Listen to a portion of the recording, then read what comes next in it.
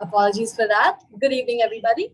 A very warm welcome to all the students, parents who have joined us today for Ashoka's undergraduate admissions webinar. I am Priya Basmatari, and I work with the Office of Outreach at Ashoka University.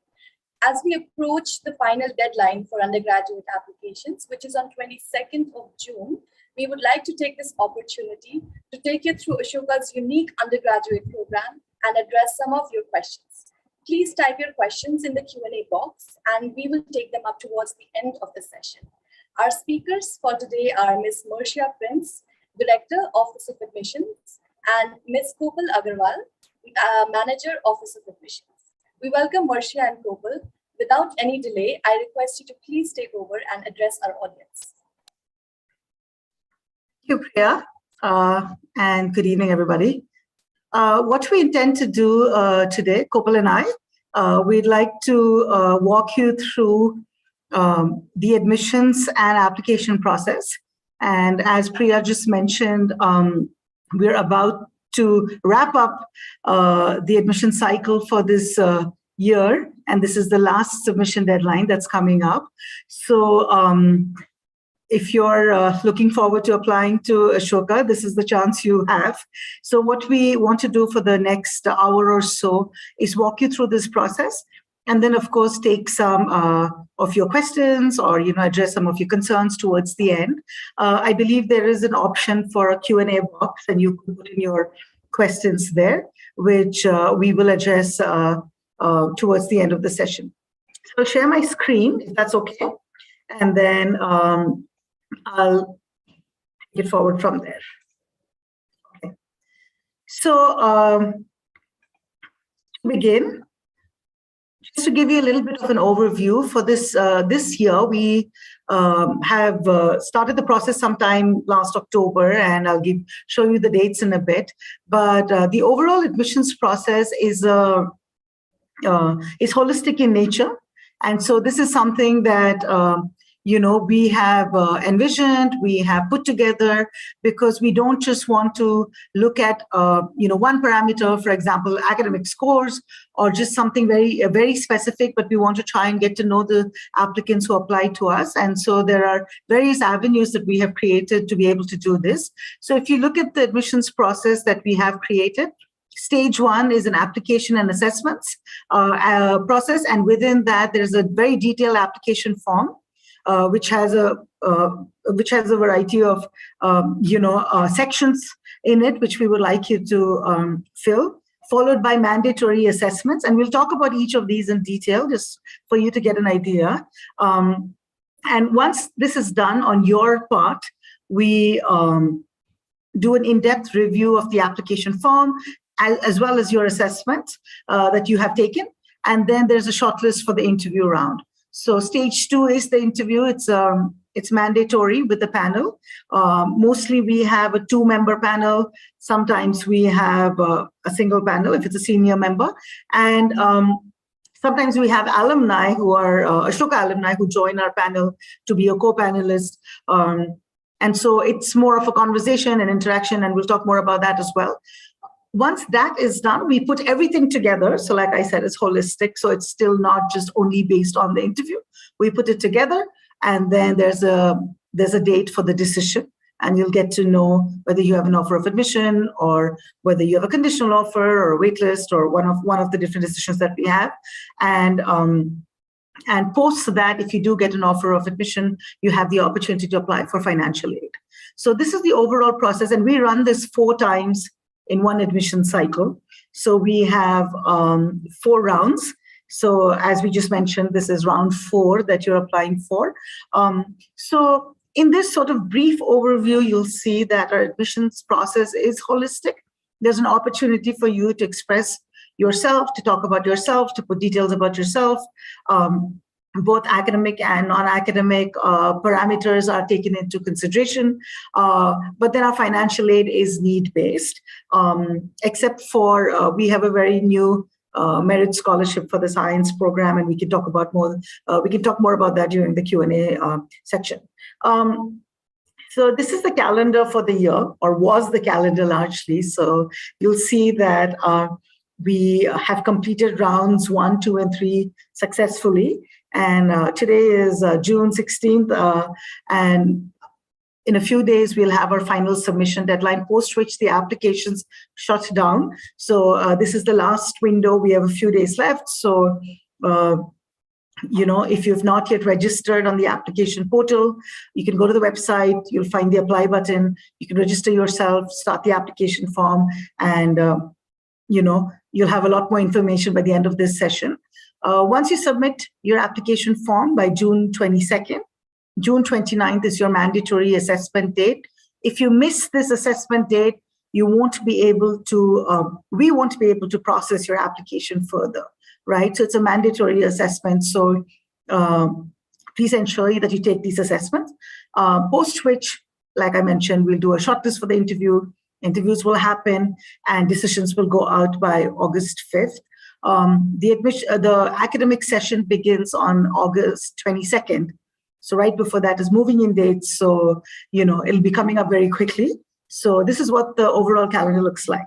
Okay. So just some general guidelines as you start this process. Maybe some of you have started this already and, you're midway through your form or you've at least had a look at it. So please definitely use a personal email address. Don't use a school email address or an official institutional or an office email address, because we want your email address to be active for the next 3-4 years. So please ensure that it's a personal email address like a Gmail or a Yahoo or one of those.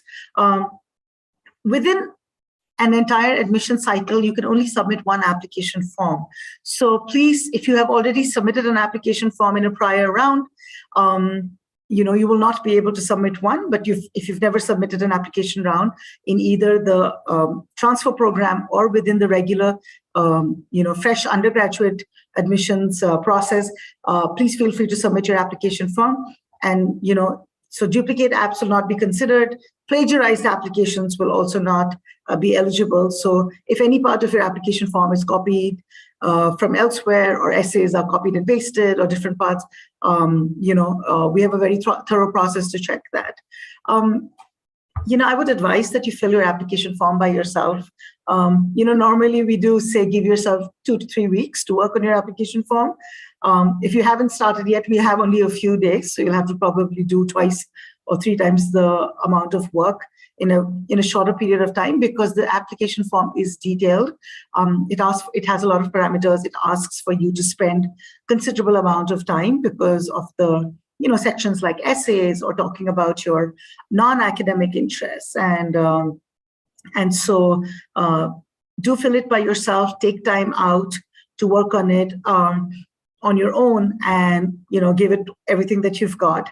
If you go to the website, you'll see some criteria for what makes a form not eligible or what makes a form incomplete. So you can have a look at that as well, just to ensure that your application is complete and is eligible.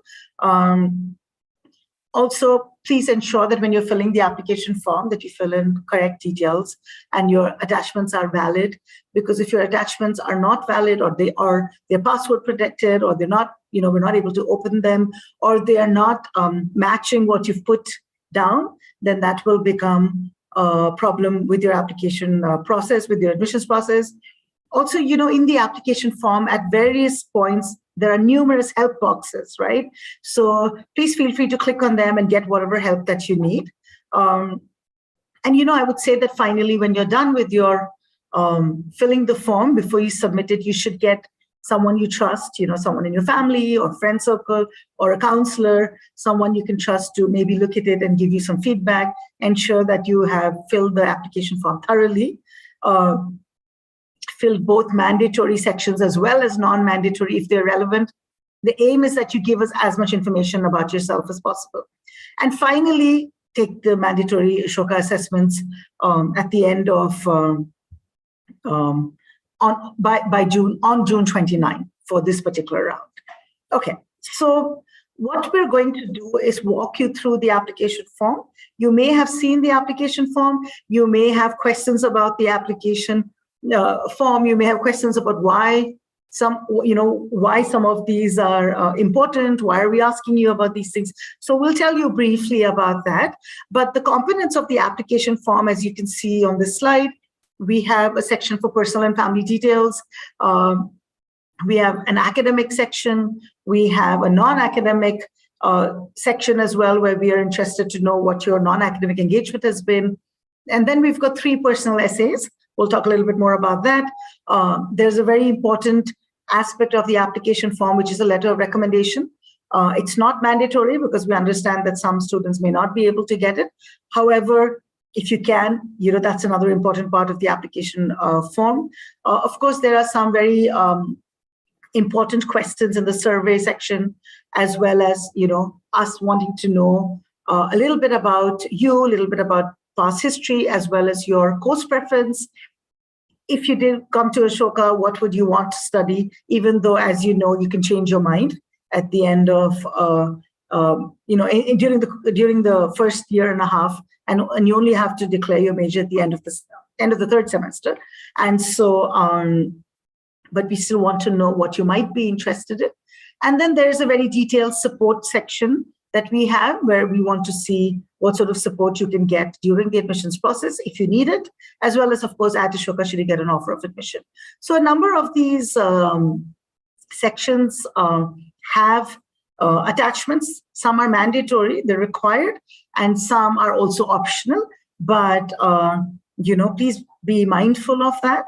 And as far as if you want to know what after this conversation is over, if you want to see what a sample application form looks like, you'll find one on our website in the admissions page. So what I'm going to do now is I'm going to hand over the next section to my colleague Gopal. She's going to walk you through all of these sections of the application process.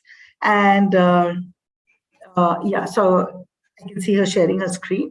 And so I'll just let her take this forward from here, tell you why it's important, as well as give you some tips as you work on this. Okay, so Gopal, I'll hand this over to you. Hi, thanks, Marcia, for setting the context for this conversation. So, I'll quickly just resume where Marcia left off. So, Marcia has already talked about the fact that the application stage has 2 components. One is the application form itself, and the other is the assessment. So first, what I'll do is I'll talk about all the sections in the application form in good detail, so you have some sort of general guidelines and general advice on how to go about your application form. And later we'll spend some time on the assessments. So, generally what we hear from a lot of candidates is that our application form is extremely lengthy. So there's a rationale behind why that is. And I think today I will try to address some of the concerns that we hear from candidates. So unlike many universities, Ashoka has a holistic admissions process. So what that means is we don't want just your academic scores. So in addition to your academic scores, we would like to supplement a knowledge of you with a lot of information about you. It may be informative. For instance, in this section that you see, which asks you for your personal details. So you'll see things like where you live, or your parent or your guardian, their details, some general contact information. So, this is fairly self-explanatory, but what it also does is it helps us situate you geographically. Right. So when we read applications, we know exactly where you're coming from, some, maybe some challenges that you faced because of your geographical location. So these are some things that we'd be very mindful of while we read your application. So while these may look like mundane details, but when we read your applications, they really lend a lot of subjectivity and understanding to us. So, do not skip non-mandatory details. If they are relevant to you, do fill out everything that you can. From here, we'll move on to the academic scores. You'll see that we ask you to fill out scores from grade 10 till grade 12. And for those of you, and I think this applies to most of you, you wouldn't have your grade 12 scores when you start your application form. And that's completely fine, because you also have the option to give your either school predicted scores or your self-predicted scores. So this is a question that I know we get a lot during webinars. So we will, take it up during the Q&A as well. So I'm not going to spend a lot of time on what is the differentiation between the two And within the academic score section, you will see that there are a lot of numerical inputs that you can give, right? Like, for instance, this is what you scored in English, or this is what you scored in maths. But additionally, you can also give a lot of textual inputs. So when you look at class 12th, you will see that there is a text box where you can talk about some projects that you've done. And I would also like to deter you from talking about some certificates that you may have won, or some accomplishments or achievements. While we really value you for your accomplishments and achievements, but what we also want to know is what you've really done, right? Winning a first prize in something wouldn't really say much to us.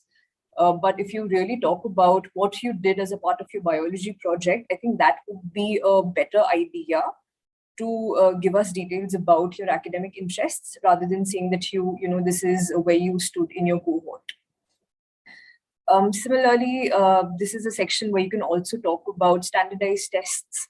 And we do accept, applications without standardized tests, because you would also have your own assessments, the Ashoka aptitude assessment. So you can, and most students do, in fact, fill out applications without either the SAT or the ACT score. But in case you do have one of these scores, we highly recommend that you also make this a part of your application. And increasingly, we've been seeing that students, especially after the pandemic, with a lot of uncertainty about college, students have decided not to pursue college education right after their school. So in case you are one such person, you're also, equally welcome to apply to the university. And when you look at the application form, you will see that there is a section which talks about gap year. So this is really some space for you to talk about what you did in your year off. And it's completely fine if you weren't a part of an educational institute. A lot of students weren't. So you can just talk about the ways in which you really spent your time, be it reading, engaging with content, maybe you did some internships. So that would be a good space for you to talk about these things. So I will move on from here. And then I will spend some time on the next section, which is non-academic engagements. So this section really tries to gauge what you've done with your time outside of your classroom, right? And this could be anything. So it does not have to be something that you've done at a competitive level. What we really want to see is how sincerely have you pursued something that you're interested in. And this section also lends very beautifully to our philosophy of holistic admissions, because we firmly believe that you are not just, what you've done in your classroom. And this really is a section where you can talk about various things that you're interested in. So the details of the sections are such that you would see that 3 activities are mandatory to fill.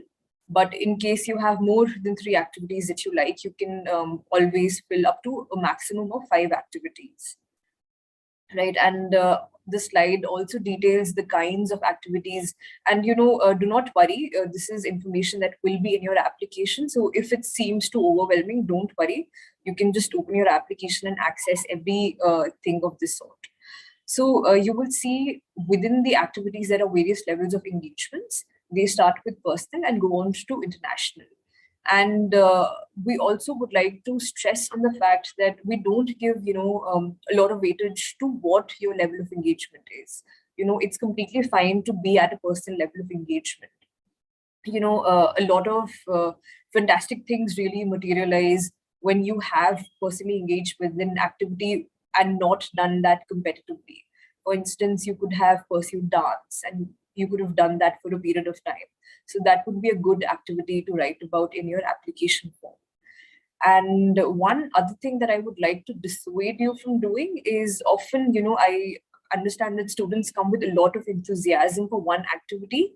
So for instance, you are somebody who plays football. So there are 5 boxes. So I would encourage you to not write football in all the 5 boxes and, attach different certificates of different activities that you did. Instead of that, what you could do is maybe write football in one area, and in the description box, tell us how you've engaged with football, when did you start playing, and how have you really carried on that activity. And use the other 3 or 4 spaces to talk about something else. And we've also been seeing that the nature of engagement outside of classroom has really changed with the pandemic. And a lot of students have also pursued their own businesses or done some sort of entrepreneurial ventures. So if you also think that you've done something of this sort, you should definitely mention that in your application. This section also has two parts. One is the activities that I've been talking about, and the other, which is a non-mandatory section, is the books section.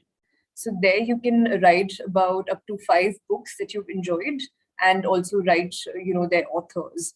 So, it's also, you would understand that Ashoka is a university that really heavily focuses on reading and writing.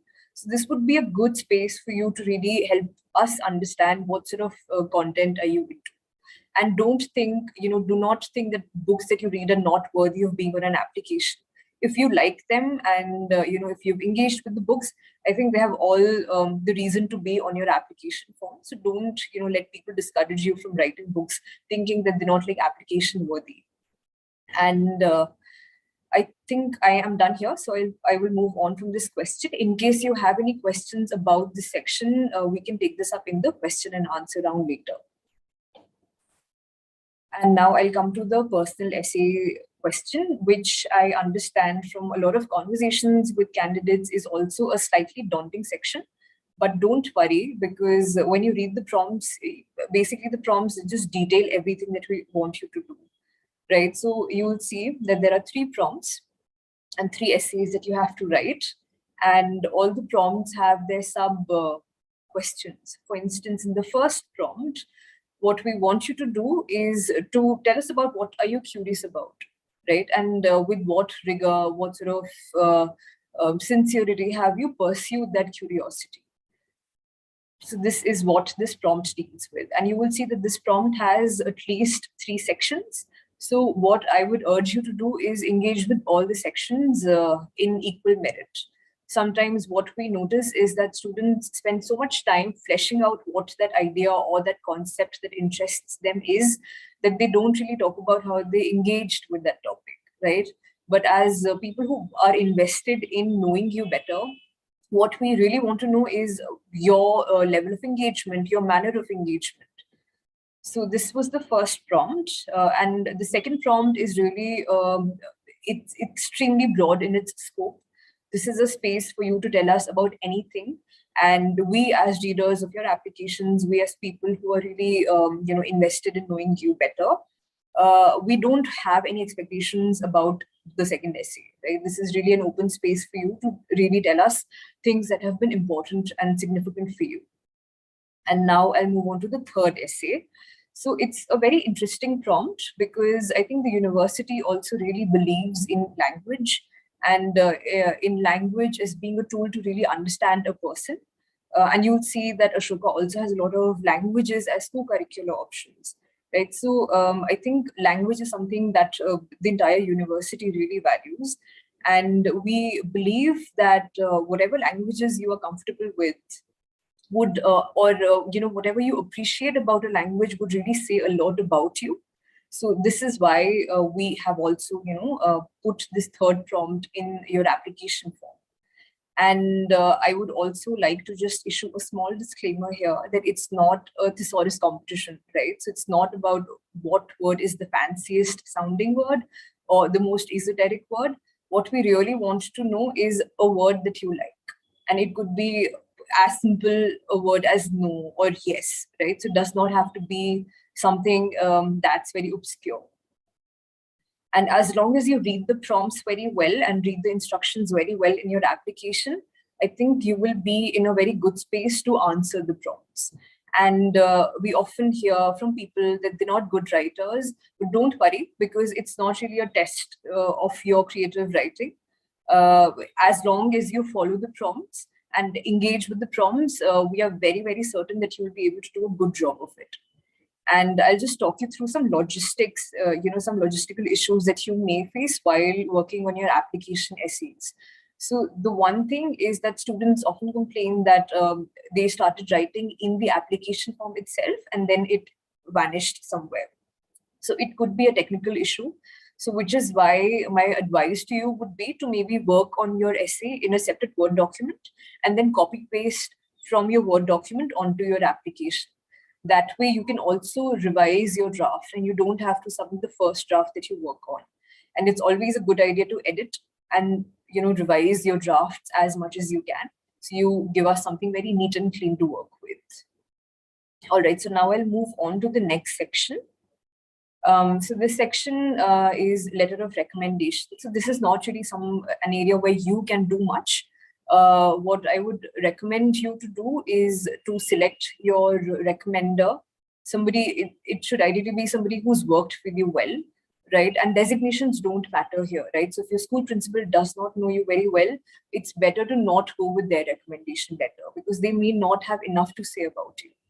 So if you think your teacher knows you better or your coach knows you better, we would recommend that you go with their recommendation because they have really seen you in a working environment and they have had a working relationship with you, which is what this section really tries to gauge, right? So again, some logistical, details: get the consent of whoever your recommender will be, notify them in advance that you have put down their name, ensure that you put down their correct email ID and other contact details. Once you submit your application form or you notify your counselor, this cannot change, right? So be very, very meticulous in getting the correct information and ensuring that you put the correct information in your application form. And once you have, notified your counselor or your recommender, you can also follow up with them to check if they have in fact submitted your recommendation letter. Then there's a survey section, which is extremely self-explanatory, and it usually has drop-down options, so it's very easy to fill out as well.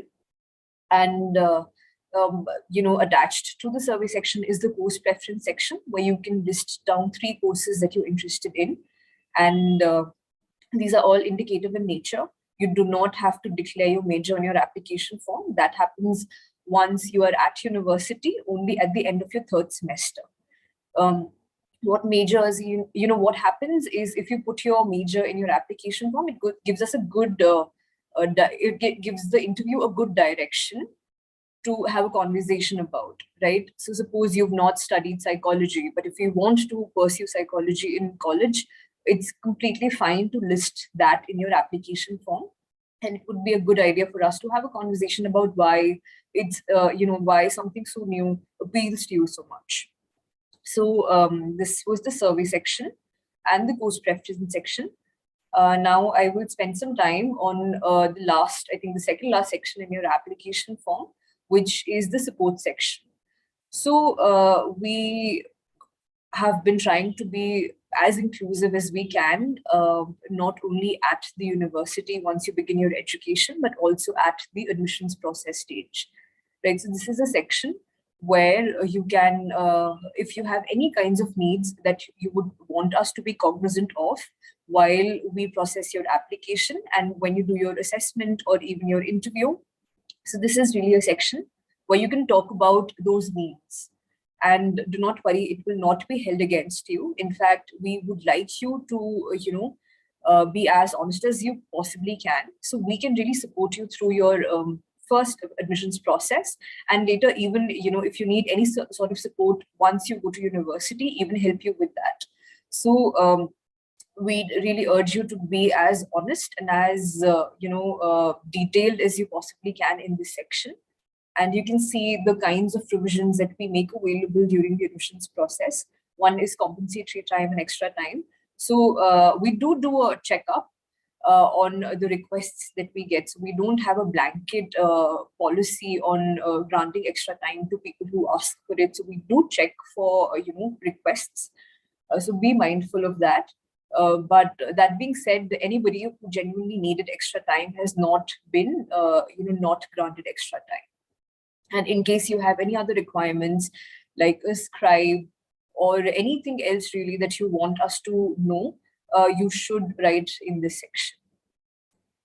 So now I will move on. I think with this we conclude the application form, And I will quickly talk about the Ashoka aptitude assessment, which is also a part of the application stage. So if you do not do the mandatory assessment, which for you will be on 29th of June, your application form will not be complete, right? So we will not be able to consider you for the interview shortlist process. So the Ashoka aptitude assessment has two parts. One is the thinking skills assessment, and the other is an on-the-spot essay. In total, it's a 2-hour test, right? So the first is the thinking skills assessment, and it's both these assessments are really designed to be taken with very little preparation. And in case you would want to be prepared, just to be familiar with what the questions may be like, there are, I think, a couple of sample papers available on the website, and we will also link them in the chat here. So do have a look at these sample papers so you know what sort of questions to expect, both in the on-the-spot essay and the Ashoka aptitude assessment, the thinking skills assessment, right? So it's you don't have to really do a lot of difficult math to do the assessment. It's really it's like puzzles and spatial reasoning, and understanding some text and then coming up with arguments. And it's also not you do not have to write in this assessment, so don't worry about that. Then we come to the on-the-spot essay. On-the-spot essay, typically, you will get 30 minutes and you will get 2 prompts to choose from. And there is no word limit, so you can write as much as you want, but there is a time limit, so be mindful of that. So one thing that we've noticed students do a lot is they don't engage with the prompt very well. So make sure that you read the prompt. It's okay to take a minute or two to just engage with the prompt, think about the prompt, and then start writing. The on-the-spot essay is not a competition for who can write the most, right? It's really what we're looking for is how well you think, how well you take in information, synthesize it, and present it in a written format. So that's precisely what we're looking for. We're not looking for how verbose you can be in how you write. So this was the application stage. And now I will move on to the shortlisting stage. So once you're done with your application form and on the 22nd of June, and then with your Ashoka aptitude assessment on the 29th of June, we sit with the admissions committee and shortlist for interviews. So if you have been shortlisted, you will hear from us, and you will, be able to pick whatever time slot works for you, whatever date works for you. So you can indicate your preference, and and then come for your interview. And these are all online interviews, so you don't really have to travel anywhere. And the interview will basically be a conversation, and the conversation will revolve around what you've written in your application form, your interests, and generally, why you think Ashoka would be a good fit for you, and also vice versa. So these are some common themes that we explored during the interview. So this was the shortlisting stage. And now I'll move on. So these are the kinds of offers that we send out. So typically, people who get an offer of admission, a firm offer of admission, don't have to wait for anything, and they can straight away, accept their offer and work on their financial aid forms should they choose to do so. So once you receive your offer of admission, which is a firm offer, you can start working on your financial aid forms, and you get a small window to give us all the documents that are required for the financial aid to be assessed and evaluated. And the financial aid office will get in touch with you for whatever they need. And in case there is something that you want clarified, the website also lists down the documents that you will need for your financial aid form. So make sure you have everything handy, so you're not scrambling towards the end to find documents, go to banks. So it's just good to be prepared if you have given your interview, and if you would like to, fill the financial aid form, just have your documents ready and submit everything on time. So with this, this concludes the application form. And I think we can start the Q&A. Over to you, Priya. Yes, sure. Thank you so much, Marcia and Gopal. for that lovely presentation. Moving on to the Q&A. So I'll take up a couple of questions here. So the first question is, what time on the 22nd will the application window close?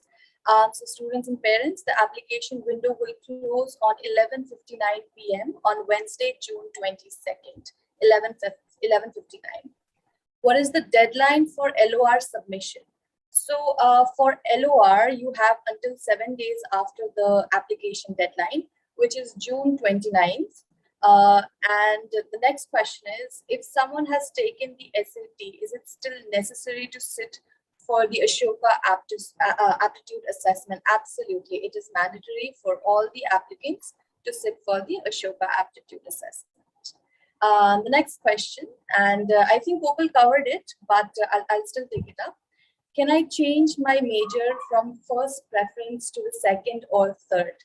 So as Gokul already mentioned, that the preferences that you put on your form are only indicative in nature. They're in no way bounding on you. When you enter Ashoka, you have a blank slate. You don't have any major or minor. You have to do your foundational courses. And it is only in your third semester that you actually declare a major or a minor. Moving on, is BCom Finance and Accounts course available at Ashoka? If not, then what are the alternatives? So we do not have any BCom courses. We only have a BA in economics, a BSc in economics and finance.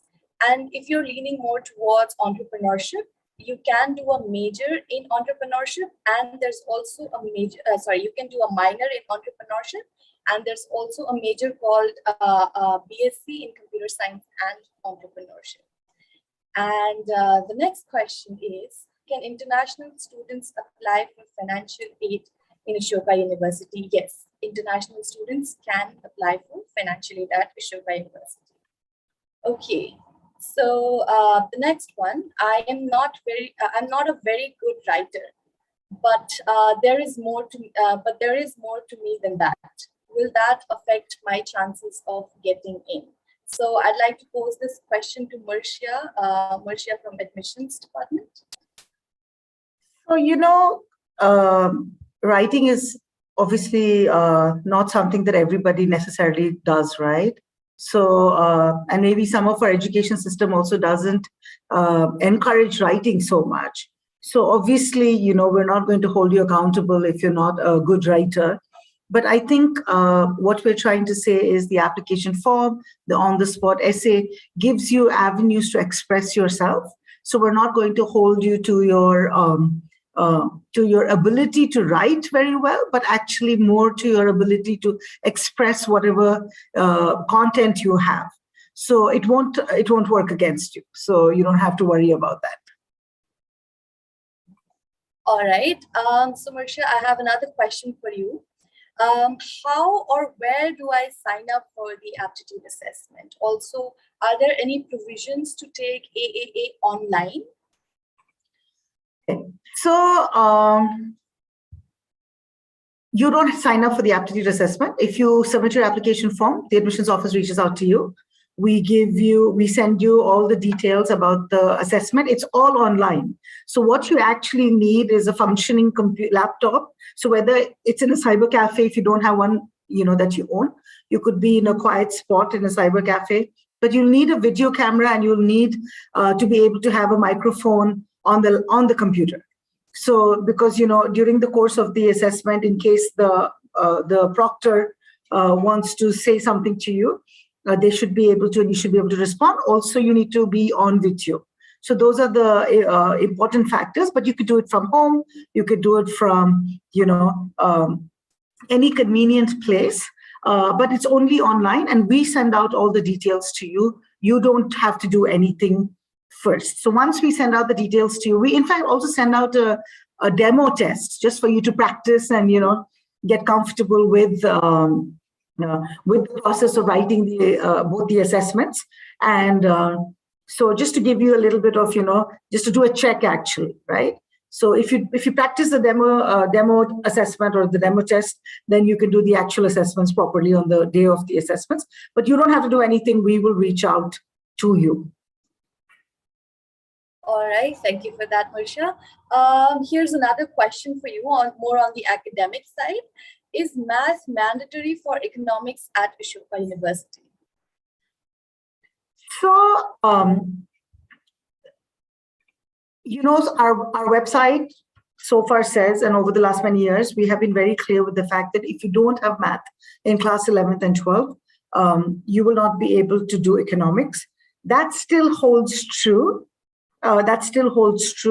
However, one of the conversations that we've had with professors over, very recently in the economics department is that once you come to Ashoka, if you're a student and if you have been able to, through some of their math courses, been able to really demonstrate your ability to do advanced mathematics, which is what they want, then they will take it up on a case-by-case basis and maybe give you the opportunity, right? So hence the only reason I'm putting this out here is because we don't want to stop you from applying to Ashoka. But having said that, those math courses are much tougher than your class 11th and 12th math courses in school. So I would say, in fact, that if you do not have math in class 11th and 12th and don't have any math background, right, then you would really have a hard time doing economics, because it's not the qualitative aspect of economics that's going to be a problem. It's going to be the quantitative aspect of economics that you will really struggle with, because the math aspect of in university level economics is very tough. So this is sort of the summary of what the discussions have been lately. But so it's most likely, 99% of the chance is that of, possibility that economics will not be possible. So, but we don't want to stop you from applying to Ashoka University if that is one of the options that you want to consider, but you have to demonstrate your ability to do the math. All right. Moving on to the next question. Could I upload LOR specific to some activities I have carried out at high school in the activities section? Gopal, would you like to take that? Yeah, sure, Priya. So the letter of recommendation can only be by one person, your recommender, and it can be any person you choose who has worked with you in a professional capacity. It can't be your neighbor or someone who knows you personally, but it can be anybody who knows you in a professional capacity. But we also understand that in the non-academic activities and engagement section, a lot of people who've done internships or have had some sort of work experience typically get a letter of recommendation from these places. So in case you want to attach said letter of recommendation in your non-academic activities and engagements section, you can perfectly do that. However, in your letter of recommendation section in the application form, it can just be one person, whoever you want that person to be. All right, here's another question for you, Gopal. I took a gap here and have enrolled at another institute for the course of this year. Can I include non-academic activities I've done during this time as well? Or should it be more school-centric? Would having taken a gap year put me at a disadvantage when I apply? Also, does Ashoka treat students with gap year differently than non-gap year students? Right. So these are multiple questions and I'll take them one by one. So if you have enrolled at another institution, you can definitely include, whatever activities you've pursued there. In fact, we really recommend that you write your most recent activities in your application form. While it would be great to know what you did as a child, what we really want to focus on are your more recent years. So, if you think you've done something very significant as a part of your, or even insignificant for that matter, as a part of your education after school, you should definitely write that. And there isn't, do not try to craft your application, don't make it school-centric or don't make it, college-centric. just try to be as authentic as you possibly can. Right. So wherever the person is asking the question, should be more school-centered. Don't worry about it. If an activity that you did in college for whatever brief period is something that you really engaged with very well, do mention that. And having taken a gap year or a year off will not put you at a disadvantage. What we'd like to know is what you've done with the year that you had or whatever time you had. And in your application form, you'll see that there is a section where you can talk about everything that you've been up to. And the university, be it at the stage of admissions or even, once you become a student, does not differentiate between students who have done a gap year and students who've not, who are just fresh out of school. So I hope, that helps put you at ease a little bit. All right, thank you for that, Gopal. Here's another one for you. Will there be a spell check on the on-the-spot essay? How long an essay is expected to write? How long an essay is one expected to write in the on-the-spot essay? Right. So, it's a little difficult to answer because when we read your on-the-spot essays, we are very mindful of the fact that you would have written it under a lot of pressure, and some of you may not be used to typing on a keyboard. So, while we are very mindful of the conditions in which you wrote your on-the-spot essay, we are also a little mindful of your spellings.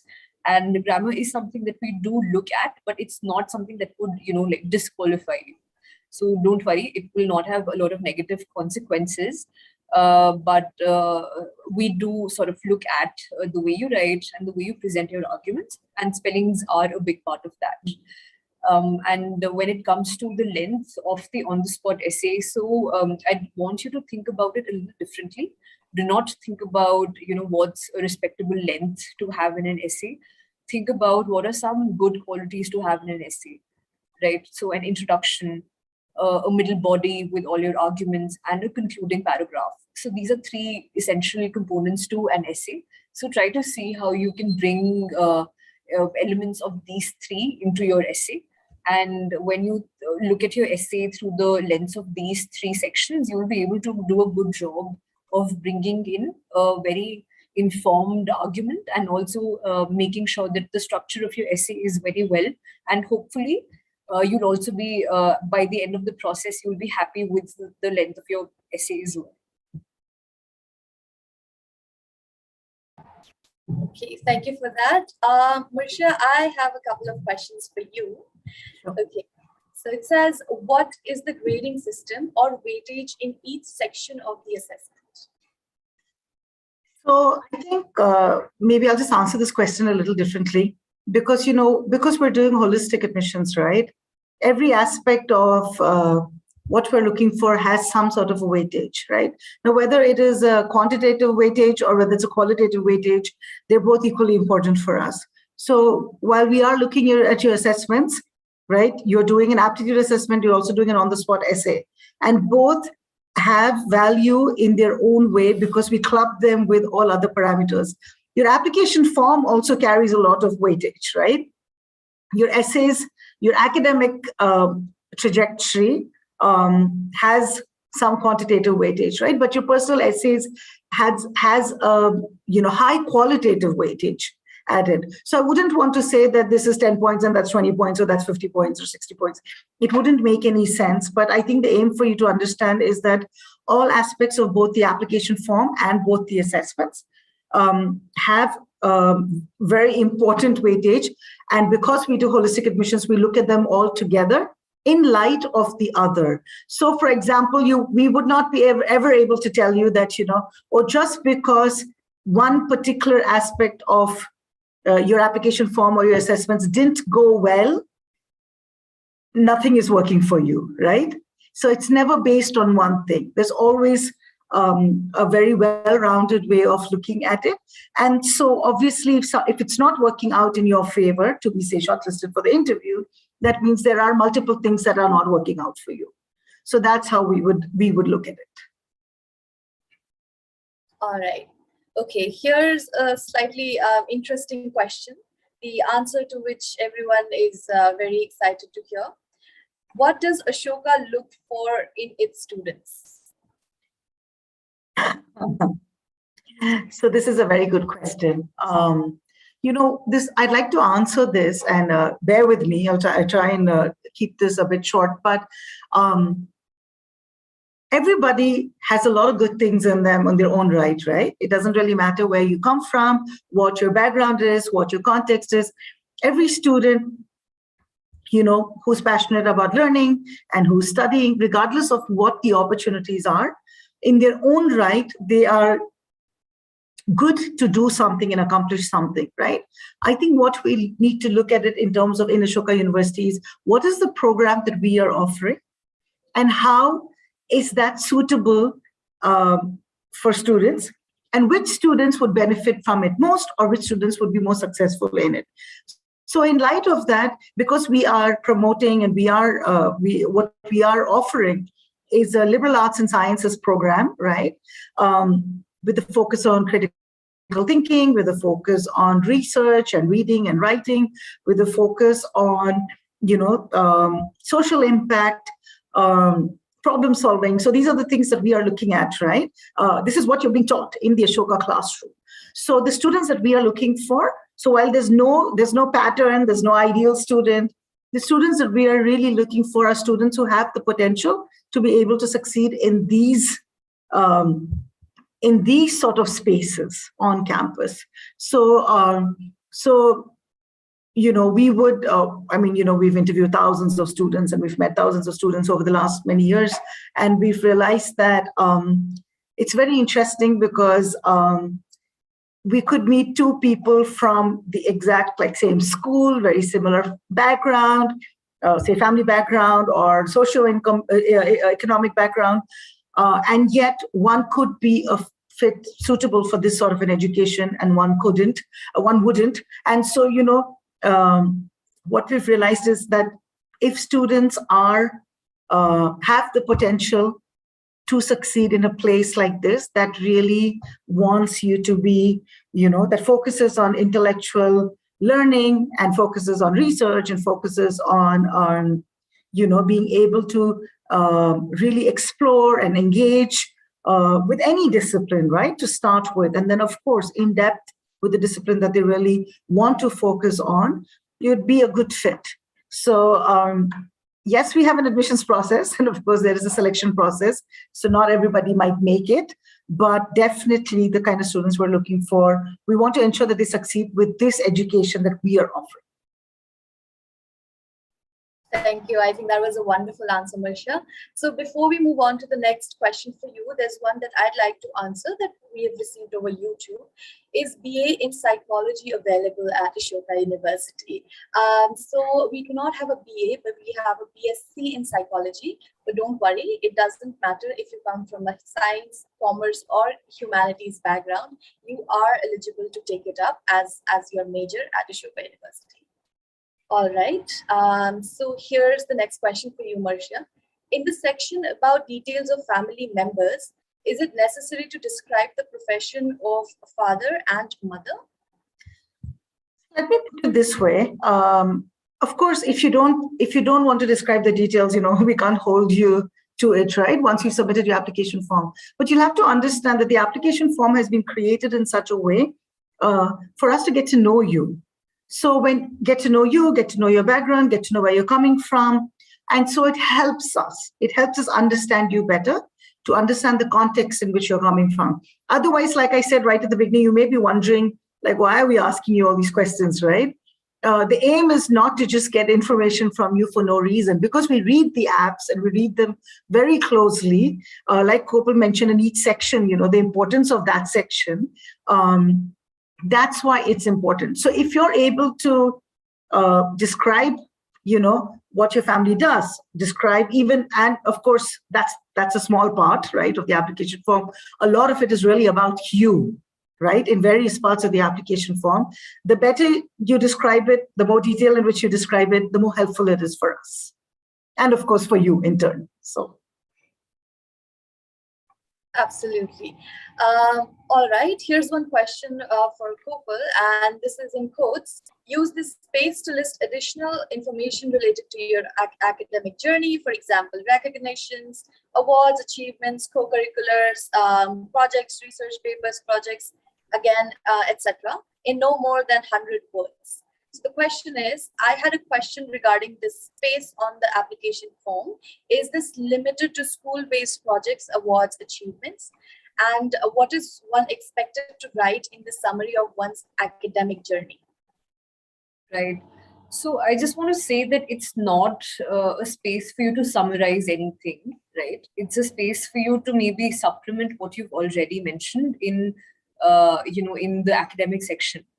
And I think this section, this particular text box was created because we felt the need to supplement this academic section with something textual, because oftentimes students think that their academic journey is only numerical, right? It's only about the grades that they got in a particular grade. But with this, we also want to tell you that it's not just about the grades that you got. We would like to know what are some things that you've pursued, what are some papers that you've worked on. And also, it's not a mandatory section, right? So if you think you've not really pursued anything in addition to your classwork, that's fine. But if you have and you want to talk about it, this is a good space to write about that. So I'll give you an example. So suppose you are interested in psychology and you've, gone beyond what you do in your class, and you've done some online courses in psychology, or have sort of worked on a paper on your own with under the supervision of a teacher or someone. So this would be a good space for you to write about that. Or, even if you do some focused reading on certain topics, right? Like, let's again stick with the example of psychology. For instance, within the field of psychology, you like to read a lot about disorders. So this would be a good space for you to talk about what sort of concentration you've shown in anything that you like to read about or want to pursue. So this is not really a space for you to summarize. It's really a space for you to complement what you've already told us. Thank you, Kopal. Here's a sort of follow-up to the last question. Can we post any academic course certificates related to physics or philosophy, which we have done in the academic section? Right. So in the academic section, unfortunately, there isn't a space for you to post, certificates or give us any additional attachments apart from your mark sheets. But if you have done something very significant and pursued it consistently, you could maybe write about that in the non-academic section. I mean, I do understand this is an academic activity, but the non-academic part of it being that you've done it outside of your school, right? As long as it's not something that you've done for your classwork or a project in class, you can write about that in that section and give us whatever certificates you'd want to give us. We have another question related to the academic section. Under academic journey, in the section for class 12, do we just have to write the projects and academic activities we did in grade 12, or can we write what we have done before class 12 as well? Right. So I think it's preferable that you maybe mention things that you've done maybe in the last 2 years. So that would be grade 11th or 12th. Because we also understand that when you were much younger and even in grade 10, a lot of your ideas were just being formed. And it's not to say that they're not still being formed. But, at that time, maybe you were still very malleable and were engaging with a lot of things around you and did not really have something very concrete to show for this section.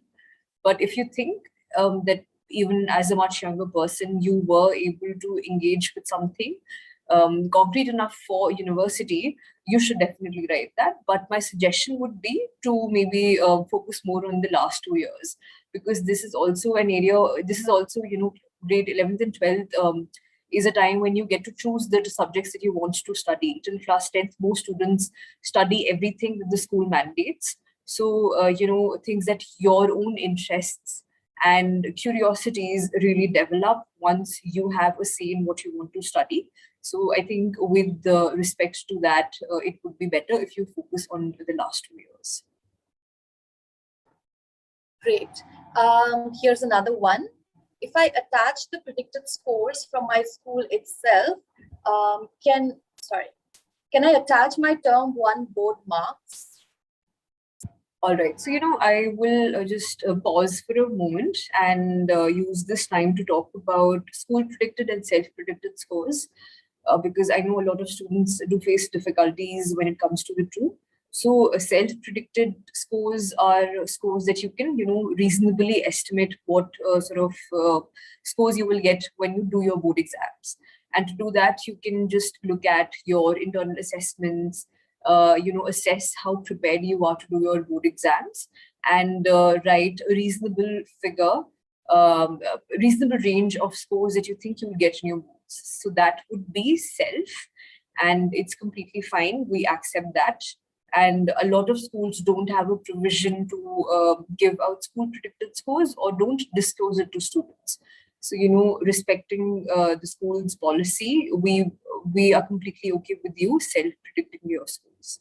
So now to answer the actual question, if you attach your school predicted scores, that is well and good.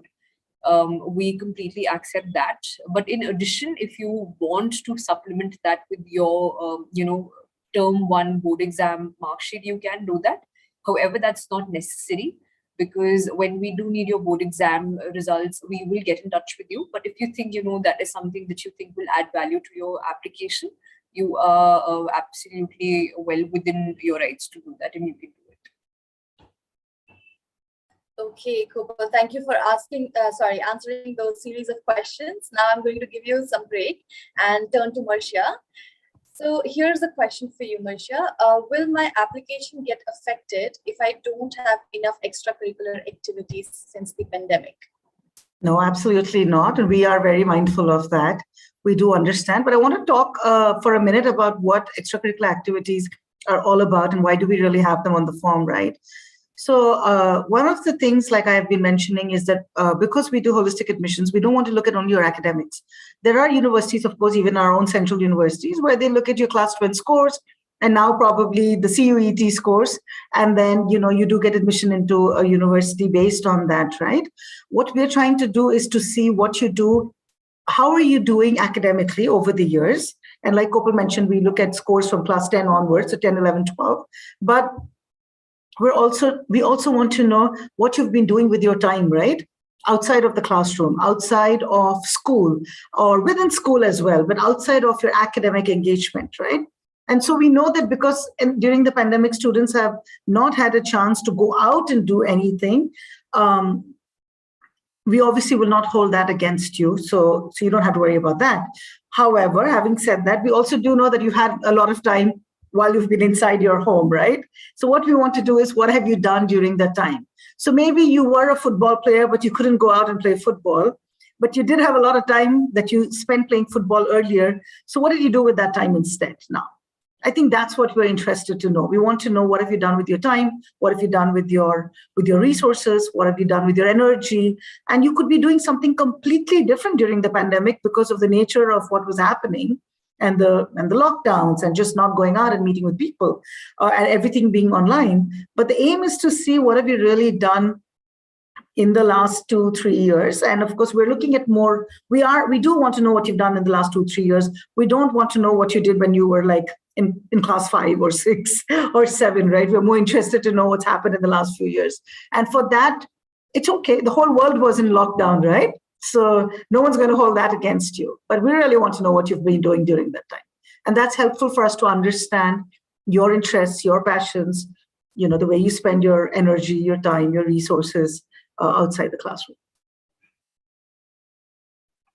All right. So here's a sort of follow-up question. How many extracurricular activities am I supposed to have? What date should I mention if I am still continuing with the activity?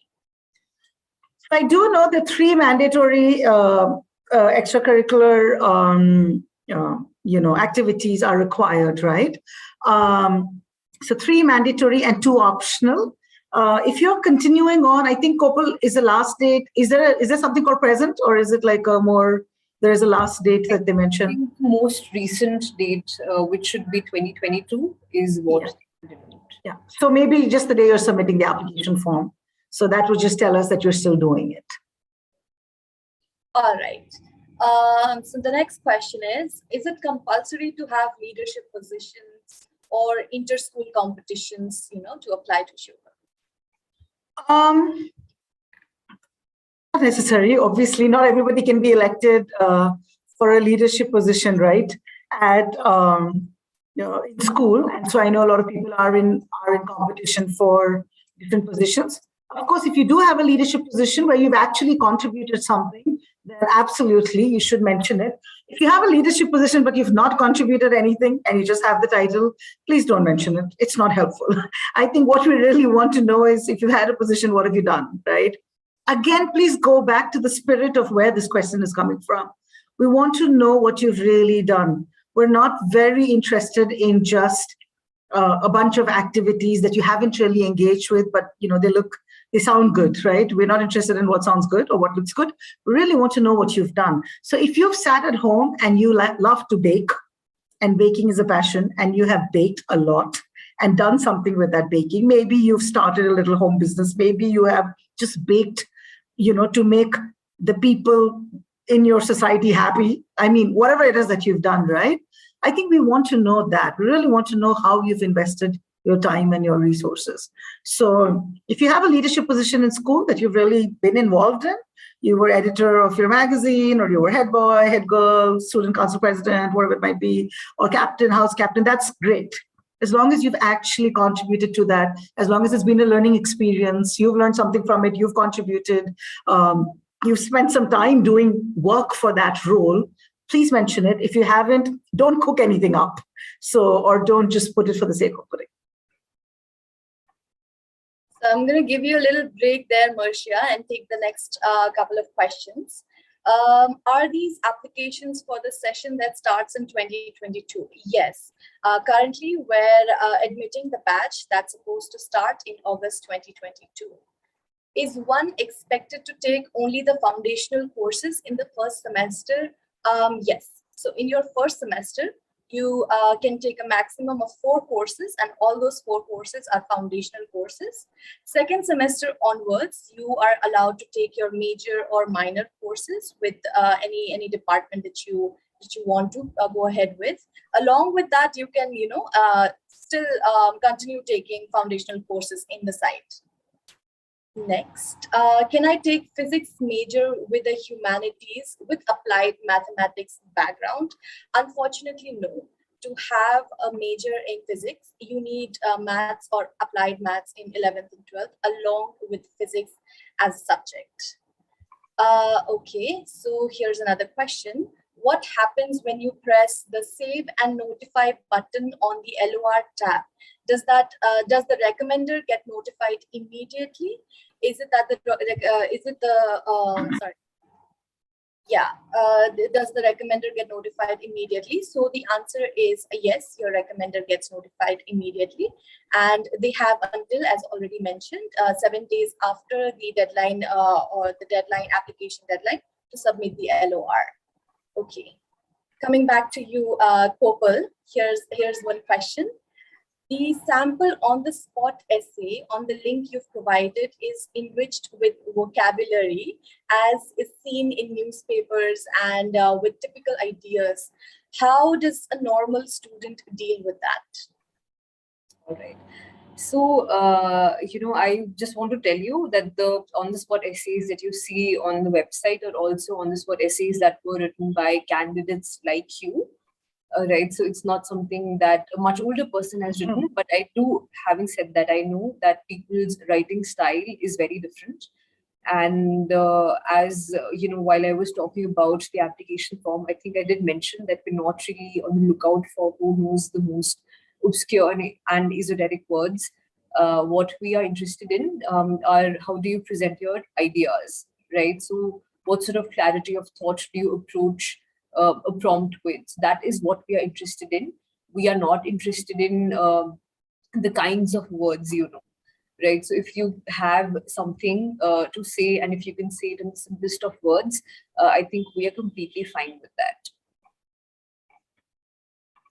All right. The next question is, could you give some information about the assessment on 29th, like the pattern? Does one need any preparation for the aptitude test?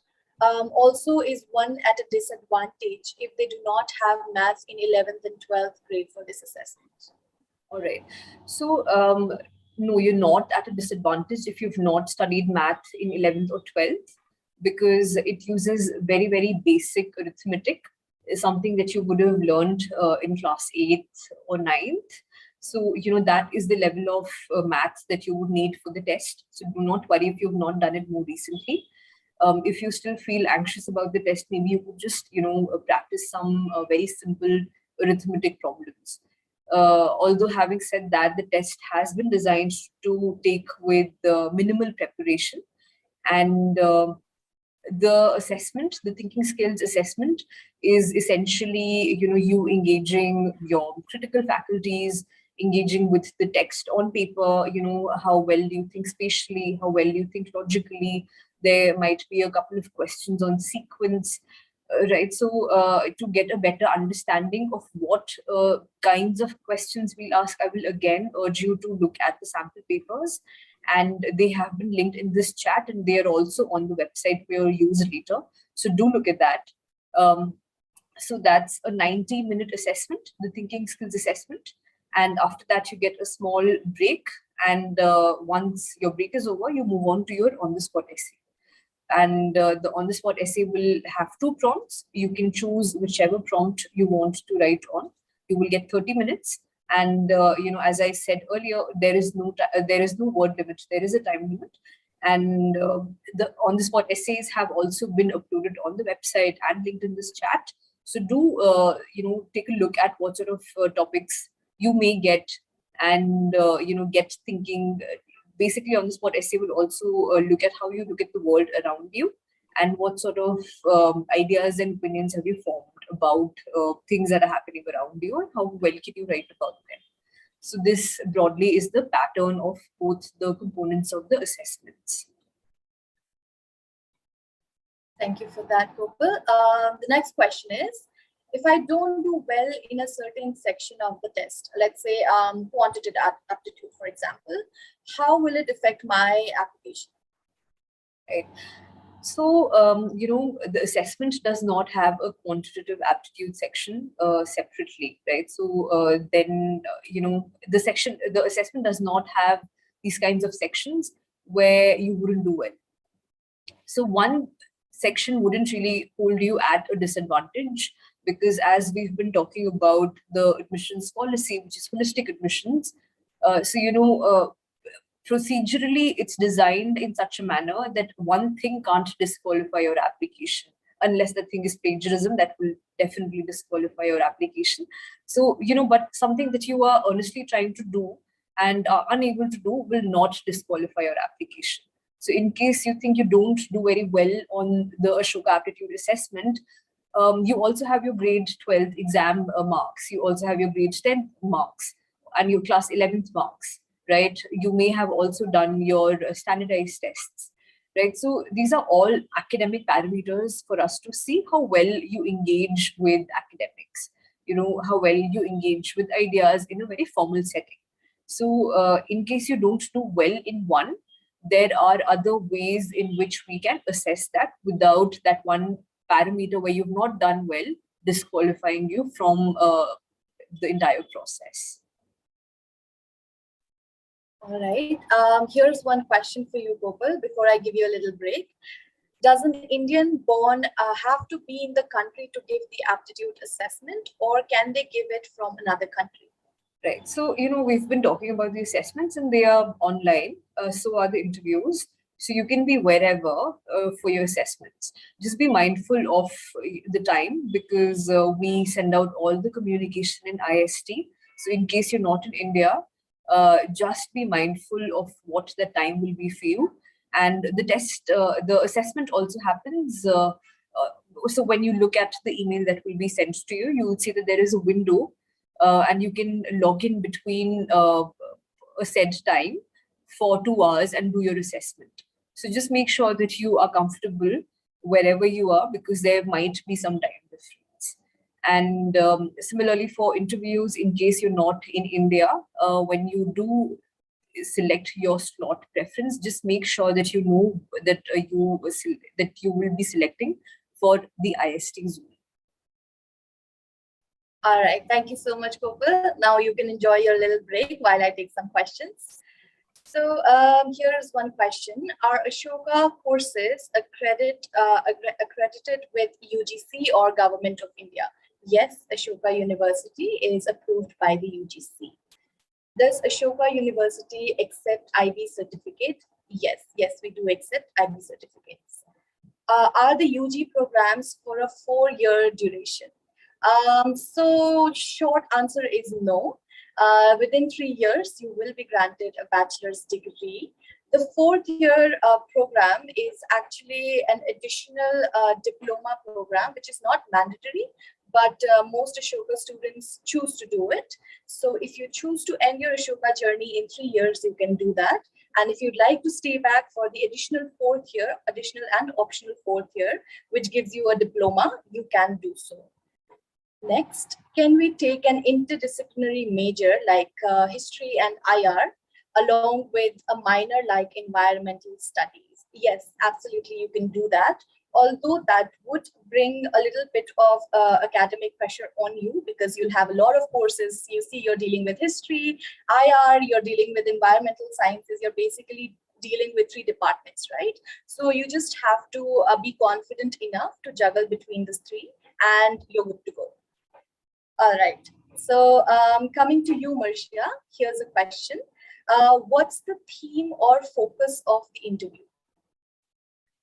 So to start with, a few things. Why we interview is, of course, to get to know you. We want to know that the person who filled the application form, who got shortlisted, is the same person, right? We do look at the application form. We discuss questions with the, we discuss content from the application form with the applicant or the candidate who's sitting in front of us online, of course, these days. We've been doing all interviews online. So we are getting to know you more. A couple of other things that we do as well is we want to know more about some of the things that you have put on the application form, right? So for example, if you talk about certain academic interests that you have, we'd like to get to know more about that and sort of understand what you have done with that interest. We like to know more about the things that you have participated in as your extracurriculars. We like to know more about maybe things that you've mentioned in your essay, right? If you're open for some discussions around that. So the larger theme is really to get to know you, but also to see if you're a good fit for Ashoka, right? So because of the nature of our learning and our program, we want to know if you're a good fit for us. However, having said that, I also want to say we want to know if we are a good fit for you. So it's also both ways, right? So that's what we're assessing. And of course, we want to see if you're able to sort of engage in that conversation, be yourself, be able to present your thoughts and your ideas to us.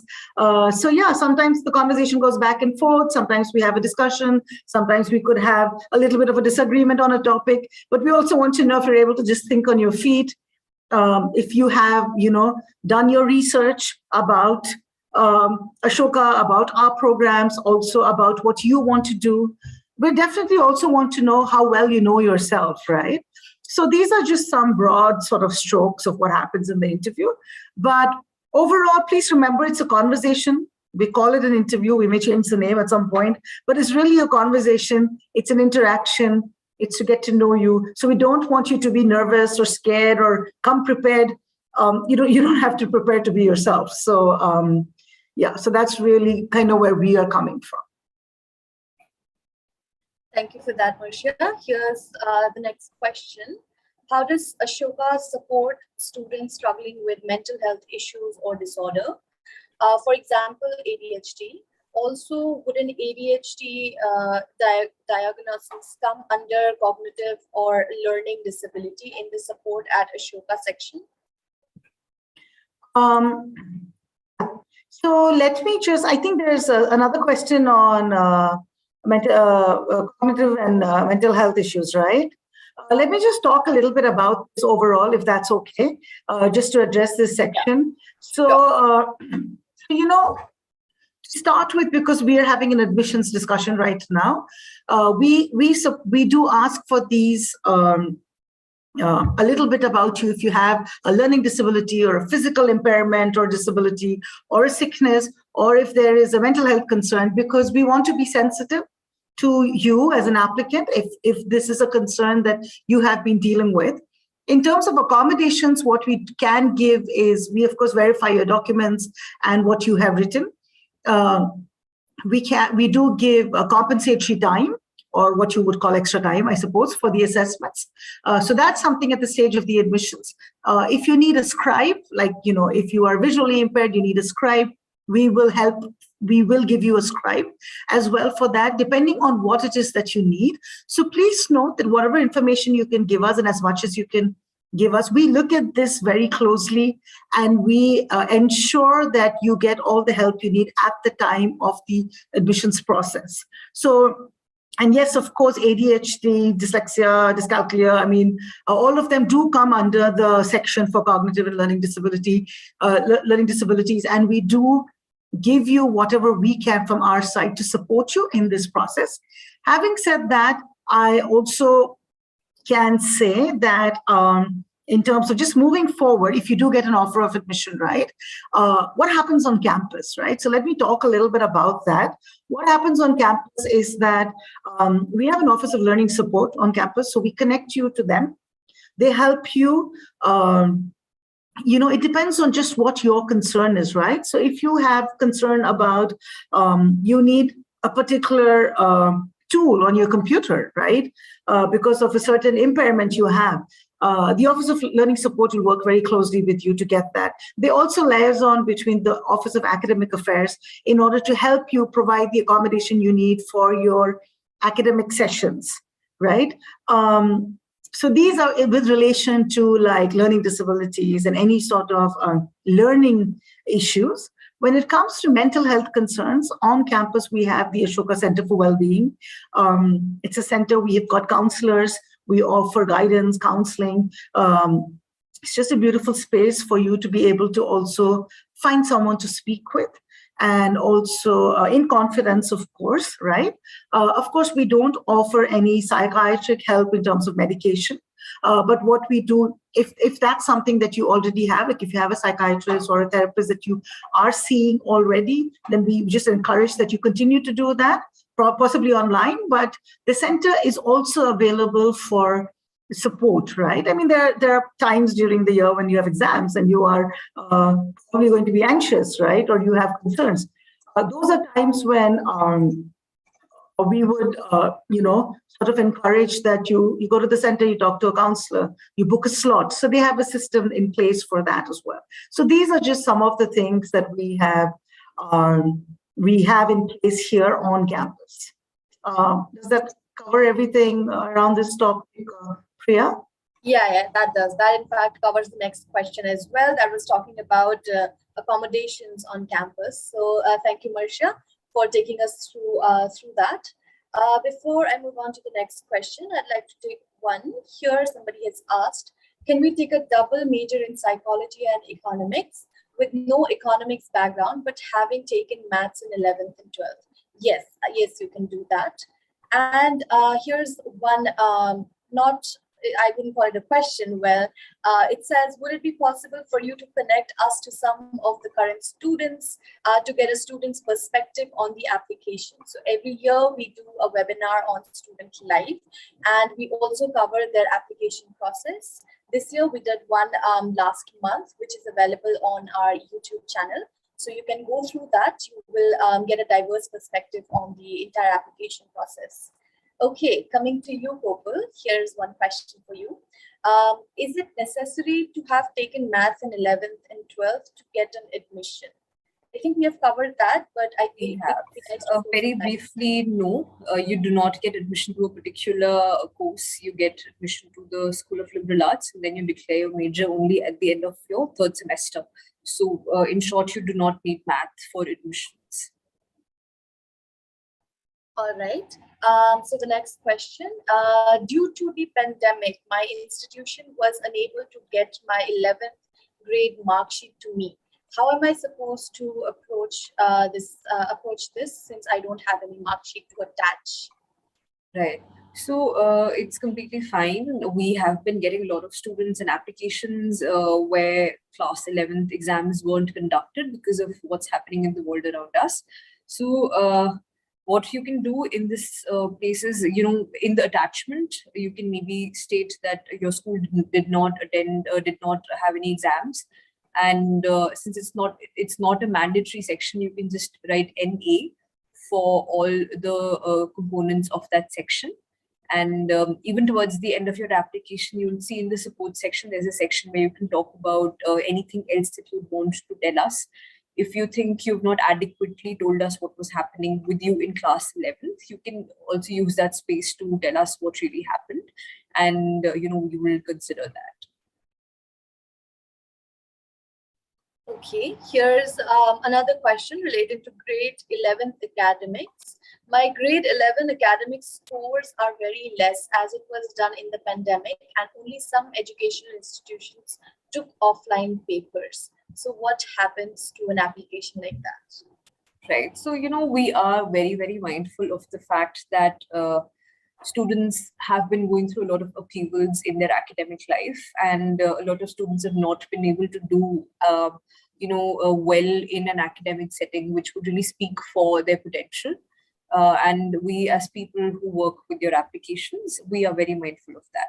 So do not worry that, as I have constantly said, no one parameter will disqualify your application. If you've not done well, it's okay. You can write about it. At the max, we'll maybe just have a conversation about, what happened to you in your class 11, because your other parameters may speak otherwise. So I think that's the extent to which, your low scores in class 11th will be dealt with, but that's about it.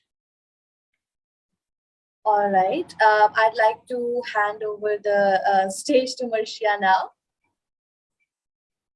I think we have a few last questions. I just want to summarize a little bit, and then we'll wrap this up because we have only 4 minutes left.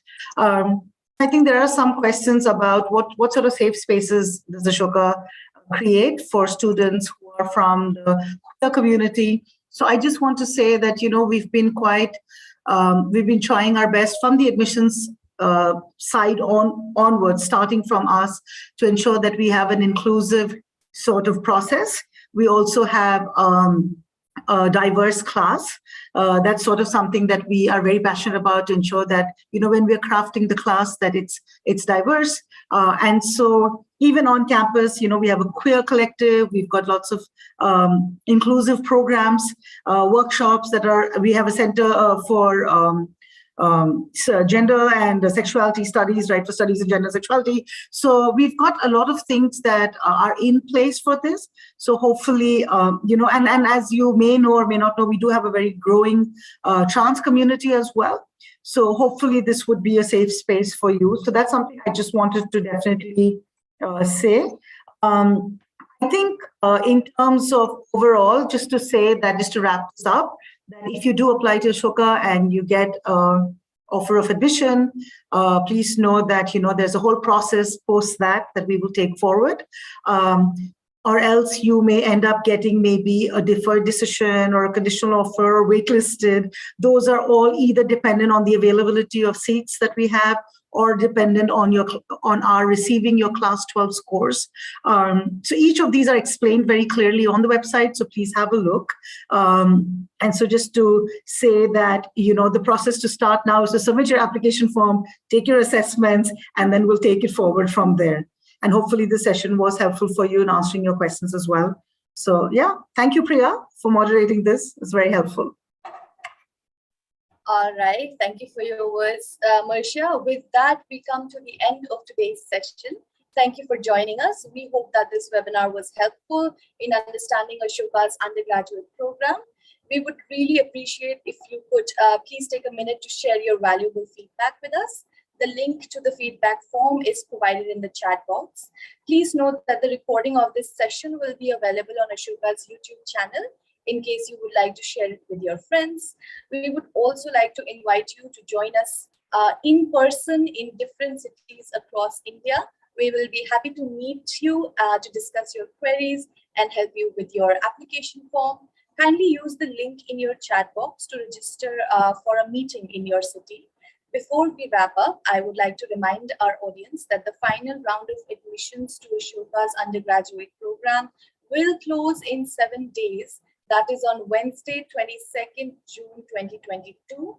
Please note that the students can secure their admission without 12th board marks or the Common Entrance Test, also known as CUET. If you have any further queries regarding various aspects of the university, feel free to write to us at ugapply@ashoka.edu.in or call on the number shown on your screen. Once again, I thank our speakers for taking out time to participate in this discussion. This brings us to the end of the session. Please take care and stay safe.